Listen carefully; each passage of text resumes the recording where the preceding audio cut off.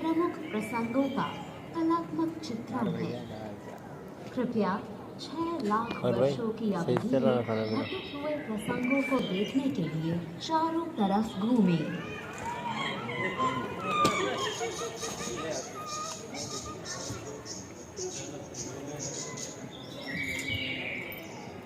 अरे मस्त, ये लोग को घुमा के दिखाता है।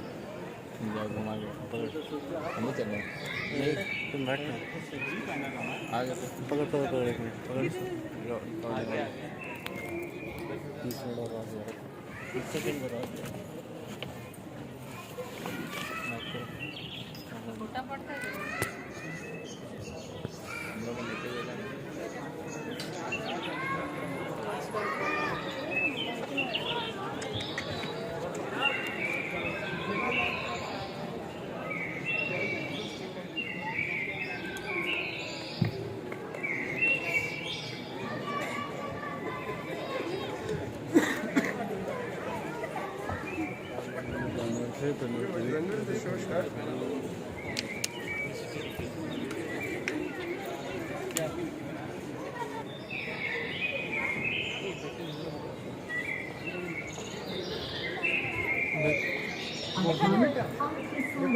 देखो चालू हो रहा है। प्रस्तुत करेंगे।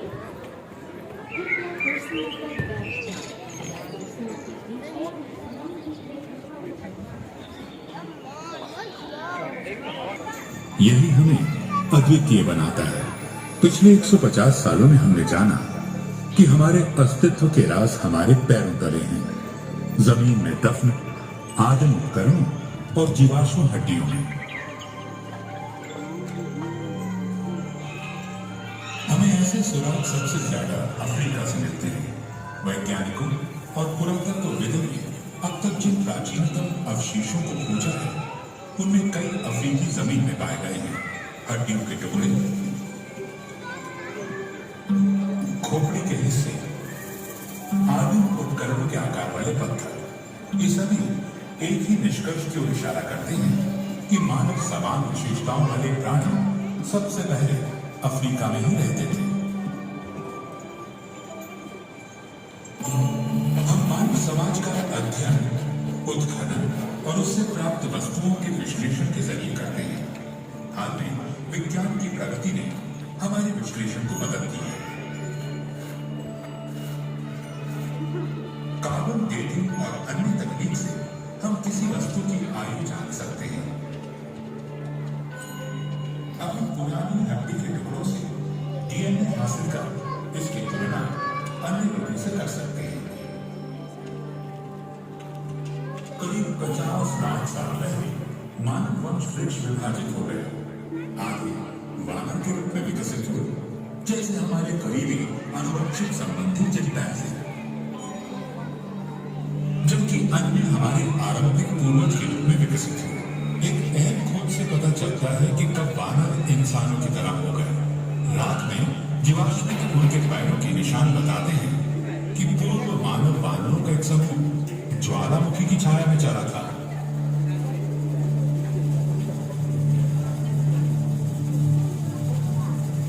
वो भी 2 पैरों पर। हम इन्हें ऑस्ट्रेलोपिथेकस या दक्षिणी बंदर कहते हैं। हम नहीं जानते कि ये 2 पैरों पे कैसे चलने लगे। कुछ वैज्ञानिकों का मानना है कि उन्होंने सीधा उड़ना तब सीखा जब जलवायु बदलने लगी और खुले मैदानों ने जंगलों की जगह ली। कारण चाहे जो, 4 पैरों की तुलना में 2 पैरों पर खड़े होने के कई फायदे थे। इससे वे दूर तक देख सकते थे और हाथों का इस्तेमाल खाने और बच्चों को पकड़ने के लिए कर सकते थे। इस परिवर्तन में लाखों साल लग गए और कई प्रजातियां अधिक स्थिर होकर चलने लगी। इस प्रक्रिया में उंगली से पकड़ने की क्षमता खत्म हो गई। उनके निचले अंग पैर बन गए और ऊपरी अंग हाथ। उनके दिमागों के आकार और जटिलता बढ़ने लगी। वे बंदरों की क्षमता से परे जाकर सोचने लगे। शायद किसी आदि मानव ने यूं ही पत्थर से फली को मारा होगा और टूट गया। और जितनी बार उन्होंने ऐसा किया, उनकी याददाश्त बढ़ती गई।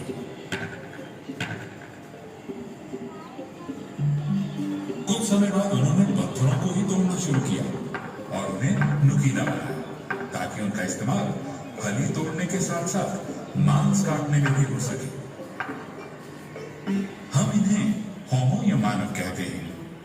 उन्हें नए औजारों से अन्य जानवरों द्वारा छोड़े गए मांस को काटने में मदद मिली। मांस खाने से उन्हें अधिक प्रोटीन मिलने लगा। कुछ विशेषज्ञों का मानना है कि इस कारण उनके मस्तिष्क के आकार बढ़ गए। उनकी तादाद बेशक कम नहीं होगी, मगर वे परिस्थितियों से अनुकूल होने में वानरों से अधिक सक्षम थे और वे अफ्रीकी जंगल वाले इलाकों से बाहर जाने लगे। आदि मानव को मांस की तलाश में वहां जाना पड़ता था जहां अन्य शिकारी थे। लगभग 20 लाख साल पहले होमो की एक नई प्रजाति उभरने लगी। होमो इरेक्टस सीधे खड़े होकर दूर तक चल सकते थे और इस प्रकार खतरों से भी बच सकते थे।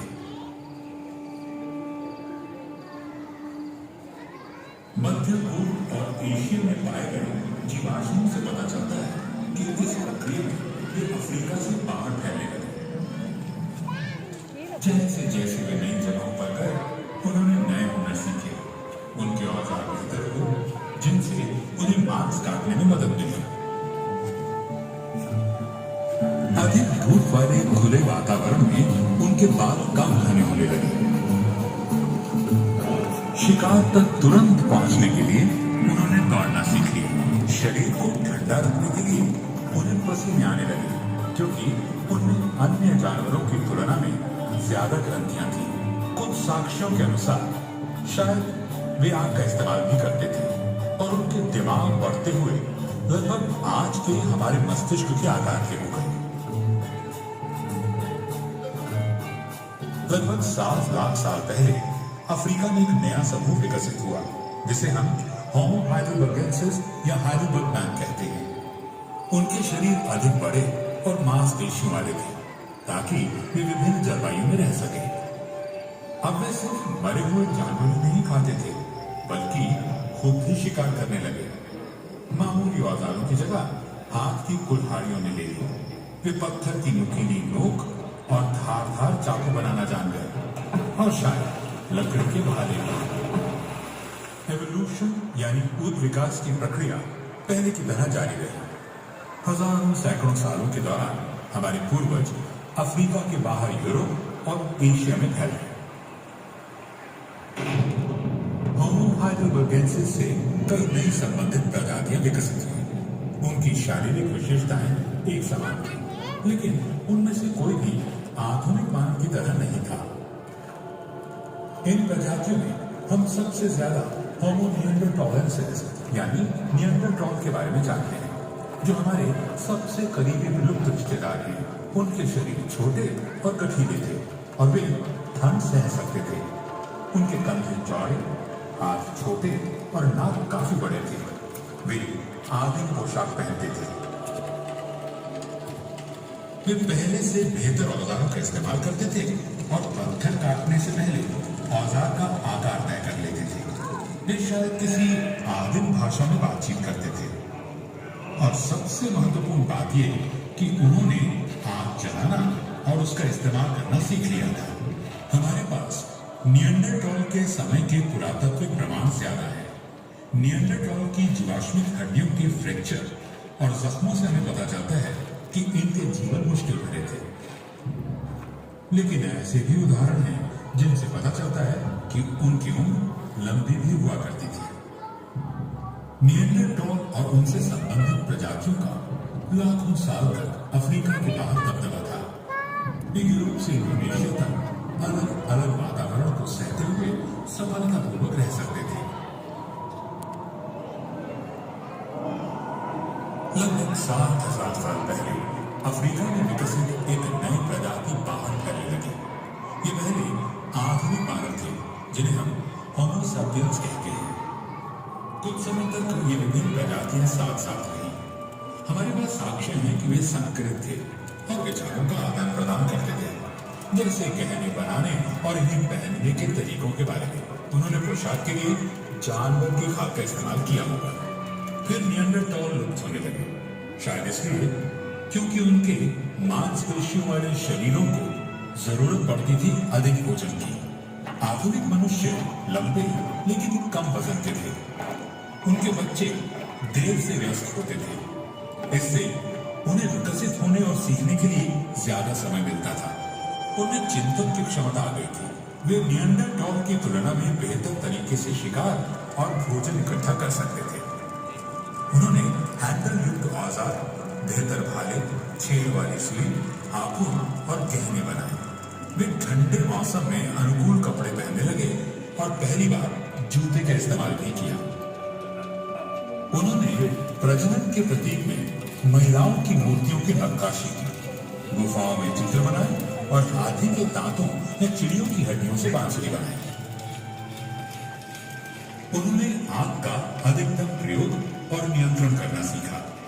आदिम चूहों के पुरातात्विक खोजों से हमें पता चलता है कि वे पारिवारिक समूहों में रहते थे। आग हर समय मौजूद रहती थी। उन्हें उससे गर्मी और रोशनी मिलती थी और जंगली जानवरों से बचाव भी होता था। उन्होंने ऐसी स्थितियां बनाई ताकि वे अपनी दुनिया के बारे में ज्यादा जान सकें। जीवन के बाद क्या होता है, ये होमो सैपियंस के लिए एक बड़ा सवाल था। 1 लाख साल पहले मध्य पूर्व में साफ सफाई के लिए मरे हुए लोगों को दफनाया जाता था। हो सकता है अन्य क्षेत्रों में मुर्दों को जलाया जाता होगा, जिस कारण पुरातत्वविदों के पास इसकी कोई सबूत नहीं है। तकरीबन 40,000 साल पहले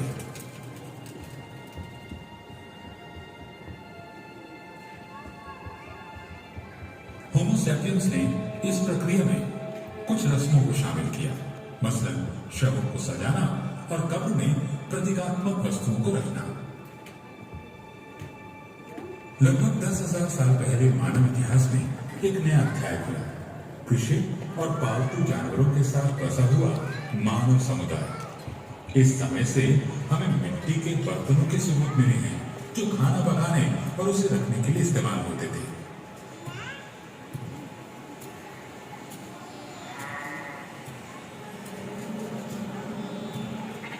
बिल्कुल वैसे ही हमें सबूत मिले बुनी हुई टोकरियों के। औजार और हथियार बनाने के लिए धातु कार्य भी प्रचलित था। मानव अपने अस्तित्व के सवालों का जवाब ढूंढने के लिए चित्रों, गीत संगीत और लिखित शब्दों के प्राचीन रूपों का इस्तेमाल करता था। शिकारी गांवों में बसने लगे और वे गांव मानव संस्कृति के उद्गम स्थल बन गए। लाखों सालों तक हमारे पूर्वजों की आबादी 10 लाख से भी कम थी। होमो सैपियंस के आने से ये सब बदल गया। हम दुनिया के हर कोने में फैल गए।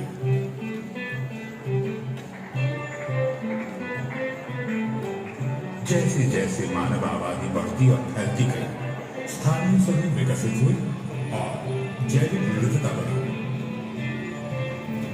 वातावरण में आने वाले लगातार बदलावों के मुताबिक हम अपने आप को ढालते गए। इससे